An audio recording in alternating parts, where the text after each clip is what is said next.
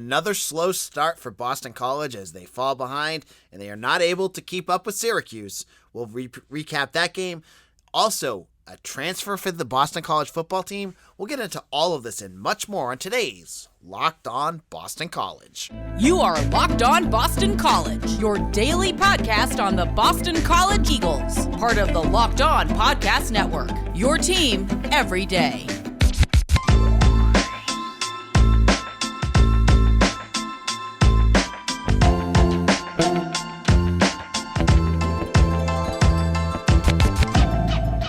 This is Locked On Boston College. I am your host, AJ Black. Happy Wednesday, everyone.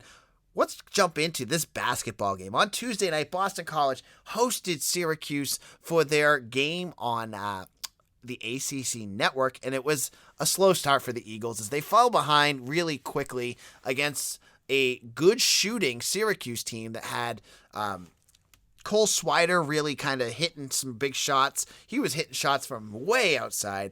And BC fell behind real quick, real early.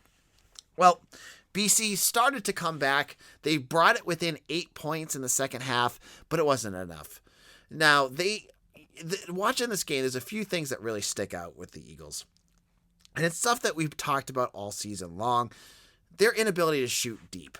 Now, they have one guy, I feel, that is a consistent deep shooter for BC who can hit that three-pointer, and that was Brevin Galloway. He's been hit or miss, and man, was he a miss on Tuesday.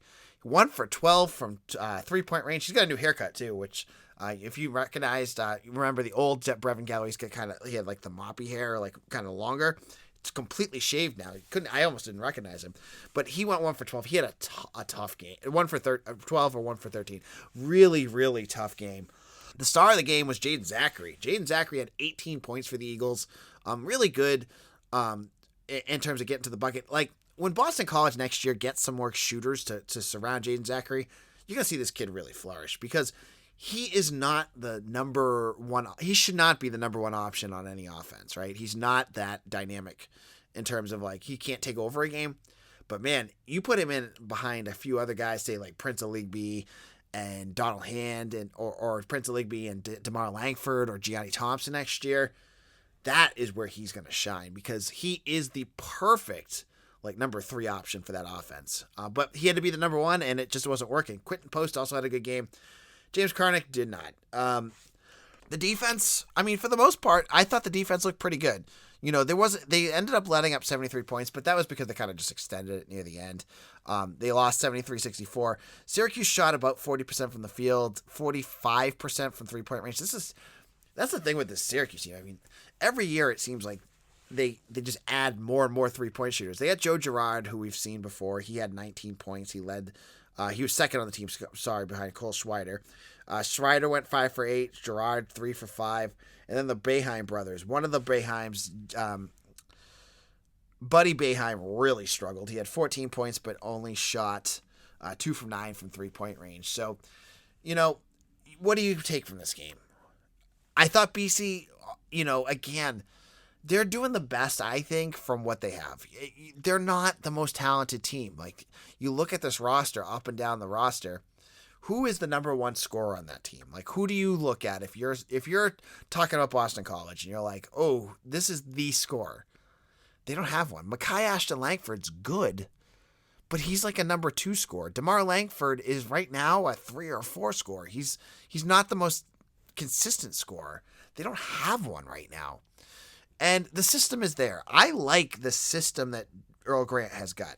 If you watched it on TV, the announcers were just talking nonstop about Earl Grant being so engaged with that defense. I love that. I love the fact that he's kind of, he's diving in with the guys and he's really focused on that.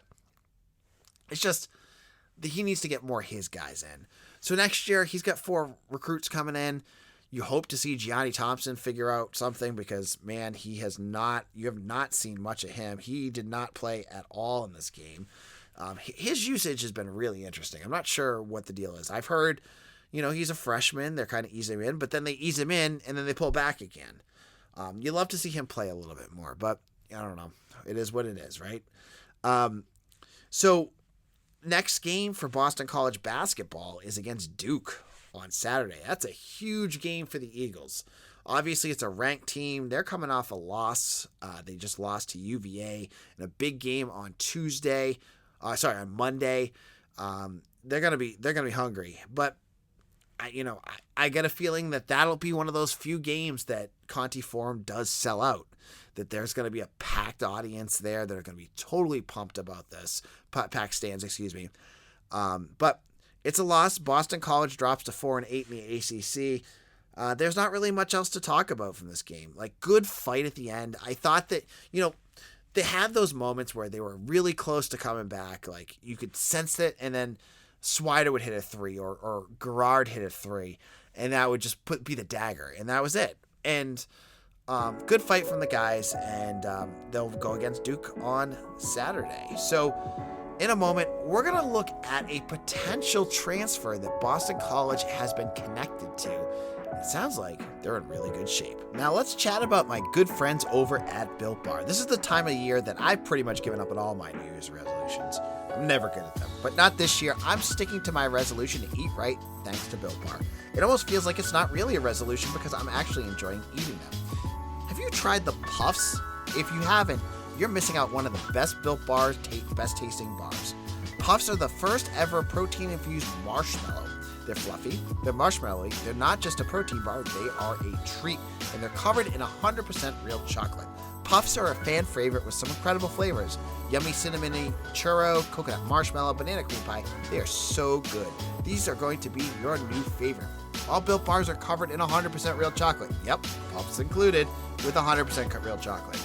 Low calorie, high protein. Replace your candy bars with these because they have 130 calories, 4 grams of sugar, 4 net carbs, and 17 grams of protein. They have some great flavors, including mint brownie, coconut almond, and the new, for this month, white chocolate cookies and cream. They're all delicious, and new flavors are coming up all the time. If they think a flavor might be good, they'll make it. It'll be delicious, and it'll be good for you. Go to Built.com and use promo code LOCK15, and you'll get 15% off your order. Again, use promo code LOCK15 for 15% off at Built.com. This is AJ Black, Locked On Boston College. Hope you guys are all doing well here on Wednesday. It is hump day, and it is time to talk the transfer portal, because we actually have news to talk about, as Boston College is reportedly in the hunt for a transfer. I know. Ring the bells. It sounds impressive. I mean, Boston College landed 2 transfers already, but this is a name that might actually get some excitement going. And that name is George Tacks. I hope I have his name right. Tacks, T-A-K-A-C-S. He's a tight end from the Notre Dame Fighting Irish. And the combination of where he's coming from and a positional need make a lot of sense. And here's why. Tacks played for Notre Dame. Who was Notre Dame's tight end coach up until last week? That would be John McNulty, Boston College's new offensive coordinator. So he's a guy that is very connected to Tacks. Now, why would Boston College need him? Boston College just graduated Trey Berry, their pass-catching tight end. Now, they've got some interesting names that are coming up after him. Joey Luchetti is a solid tight end. I don't think he's super, he's going to be elite like Hunter Long or even Trey Berry, but he can do the job. Spencer Witter, more of a pass-blocking tight end, and to be fair, we haven't seen what Charlie Gordonier can do. Heard he's a pass catcher, but we have not got to see what he can do in a game yet because he's been kind of lower on the depth chart. So Tacks could be a nice piece because he's a graduate student. I was actually looking up some stories on him, and Notre Dame on Rivals had an interesting article from previous season with a quote from former head coach Brian Kelly. This was before he was making a fool of himself dancing at LSU. And here's his quote.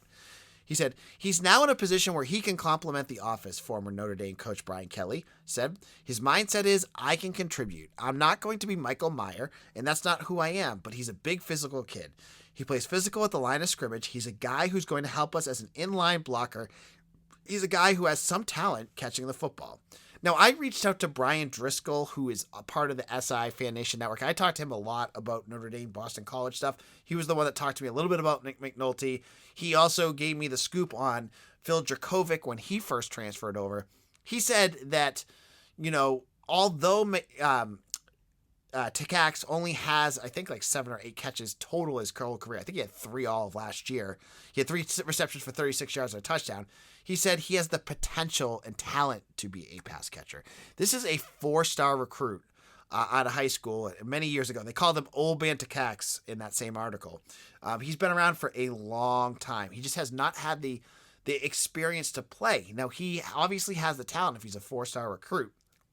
But when you're playing in Notre Dame's tight end room, when you had guys like Michael Meyer and there's other tight ends that are very, very good, sometimes you get lost in the shuffle, right?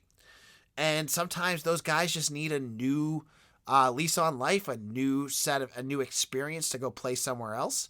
And that is what he's going to possibly get. Now, there's other schools that are interested in him as well. I heard LSU is definitely sniffing around, which makes a lot of sense because it's Brian Kelly down there. But I've heard Boston College is the odds-on favorite, and we could be finding out soon enough who if he's going to come to Chestnut Hill. So, it's interesting for this transfer because next year there is no real number 1 tight end. Joey Luchetti definitely slides in as a nice backup. He did a nice job when Barry was down.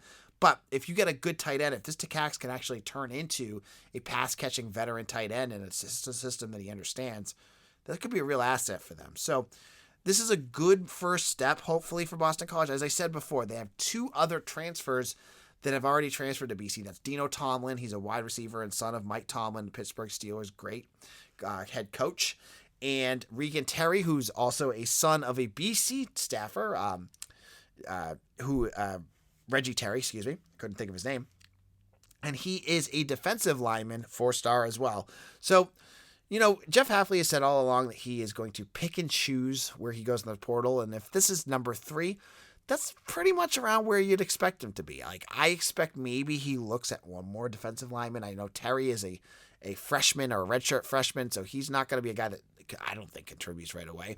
Maybe they go for try to find a veteran defensive lineman as well. But Tacks also fills a need because I said, you got a tight end that you want a guy that can catch, and if he can do it, he can do it.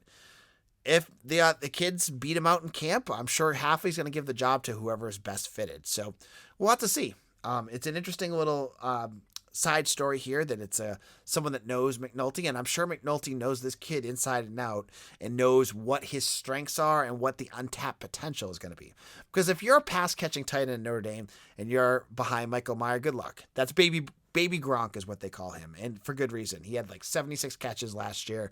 Really, really good top-end talent. And so Tacks, even if he was good enough, probably wouldn't have ever seen the field all that much anyways. So we'll have to wait and see what Boston College does there, but that's our little story on the transfer portal. Now, in my final segment, I'm going to talk more hockey again. And the question some fans have been bringing up is it time for Jerry York to move on? But it's Super Week, brought to you by Get Upside, and there's no better place to get coverage of the big game than on the Locked On NFL podcast. Locked On Bengals and Locked On Rams are in LA all week covering the big game. Speaking of the big game, BetOnline has got you covered this season with more props, odds, and lines than ever before as football continues its march through the playoffs right to the big game in a couple weeks. BetOnline.net remains the best spot for all your sports scores, podcasts, and news this season. And it's not just football. BetOnline has got you up-to-the-minute info on pro and college hoops, NHL boxing, UFC, along with live real-time updates of current games. Don't wait to take advantage of all the new amazing offers available for the 2022 season. Head on over to BetOnline, where the game starts. This is Locked On Boston College, AJ Black. Now, when you talk Boston College athletics, who is the one coach that most people, I would say 90% of people would say is the most successful Boston College coach of all time? If you ask any fan of Boston College sports, 90% would probably say Jerry York. He's the all-time winningest coach in college hockey. He's got over 1,000 wins. He's the all-time winningest coach for BC. He's won countless championships with Boston College, put a ton of guys in the NHL. He's got Hobie Baker winners. He's got countless bean pots. I mean, you can go up and down his credentials to show that even at his age, he's now 76 years old.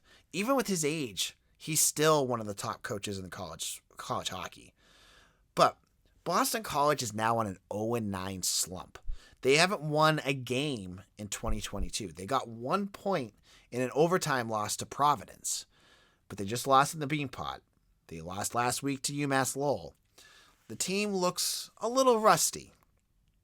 And you could easily say, watching them, that there's some major issues going on there, but you could also take a bigger approach and look and say, okay, well, there's these guys in the Olympics. You have 3 guys in the Olympics. You had all of your scoring and your starting goalie leave last year. Spencer Knight left along with Alex Newhook and Matt Boldy. But I think there's a bigger issue going on with Boston College hockey, and you have to wonder if it's a big thing that needs to have some change looked at, right? So the first thing I wanted to say, you're looking at the hockey team, and this year is bad, right? They're not playing well. There's not a lot of high end scoring talent on that team. The goaltender, Eric Dopp had a nice game against Northeastern on Monday, but he's had some really tough games too. So you don't have a top end goalie.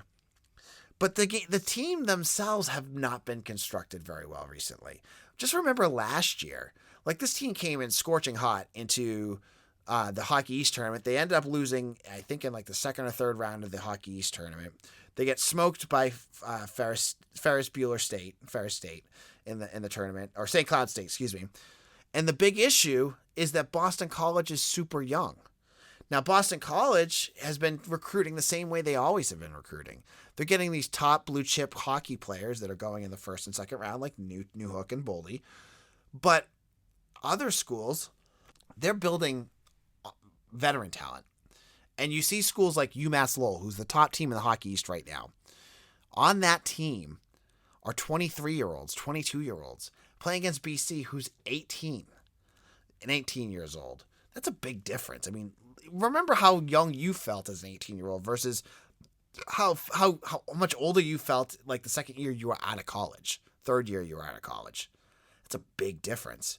So maybe Jerry York's recruiting strategy has failed. It looks like he tried to address that this year. He went out and got Eric Dopp, who's been around for a while, and Brandon Cruz has been around for a while. Last year he brought in Jack St. Evany in. He's brought in some guys, but it doesn't have the same feel. How long has it been since Boston College has felt like the bullies of Hockey East? You just don't have that feeling right now. And so it begs the question, is it time for York to kind of hang it up? And I'm not saying Boston College should force him out, ever. I am of the mind that Jerry York has earned the right to leave whenever the heck he wants to. You can't just say, oh, well, you're not performing at the level we want this year, so Jerry, peace out. But maybe York himself is thinking, you know what, I'm 76. I'm going to be 77 years old next year. Maybe it's time to just to take a break. And who could blame him? The guy's been a coach for 40 years, 50 years. Enjoy your retirement, man. Maybe it's that time. And I'm not saying, again, I am not saying Boston College needs to move on from him. I love Jerry York, and I will always have an affinity of him as a head coach and all the things that he's done. He's been the perfect ambassador for college hockey from Chestnut Hill. And he's, I love listening to him talk in his thick Boston accent, but it just starts to feel like, Jack Parker for BU had his moment too, right? Where BU wasn't playing all that well, and he was like, yeah, I think it's time for me to go. Has York hit that spot? You have to wonder if maybe he's starting to think about it, right? BC is 0-9 this month, or since the beginning of 2022. And this is the longest losing streak of Jerry York's career with Boston College. Jerry York has been with BC for 30 years. This is the worst he's done. That's not going to be easy for a coach that's been used to winning. Now, you listen to the Beanpot, and you listen to what he said before and after, he still sounds exactly the same. The guy is resilient. He doesn't care. But, when you're losing, you're not playing well, it does impact you. You hear any good coach, any good player, They put in so much effort into these games, coaching, the strategy, the emotional piece. To have them fall apart like that, it's tough. And then when you're hitting the age that he's at, it can be tough too. So, I mean, I'm just saying, we're hitting that time where, Tom Brady just retired. Would it surprise me at any point if Jerry York was like, you know what? I think I'm done. It wouldn't. Would it surprise you? I don't think so either. So I think it's just something to think about. Maybe, every good thing comes to an end, and maybe this is the time. We're getting to that time where Jerry York is going to say that this has been great. Let's rename, Conti Forum the Jerry York Arena and move on from there. But thank you all for listening. On tomorrow's show, we're going to continue talking about BC football, hockey, recruiting. Hopefully we have some transfer news, so you want to check that out. If you haven't done so already, I saw a whole bunch of you, again, hit that subscribe button on YouTube. But if you haven't done so, go over to youtube.com, hit Locked On Boston College, type that in. Just go type it in right now. You'll see the logo for our show, and there's a little subscribe button in red. Hit it. All you have to do, it's done. And it helps this podcast tremendously. And if you're listening, listen to it on YouTube. If you can do that, that helps the podcast as well. Thank you all for listening. You can follow me on Twitter at AJBlack_BC. You can follow the Twitter account at LockedOnBC for the site. And I'm also the editor and publisher of BC Bulletin. Check out my work there. We'll be back again tomorrow for another show. Have a good one, everyone. Take care.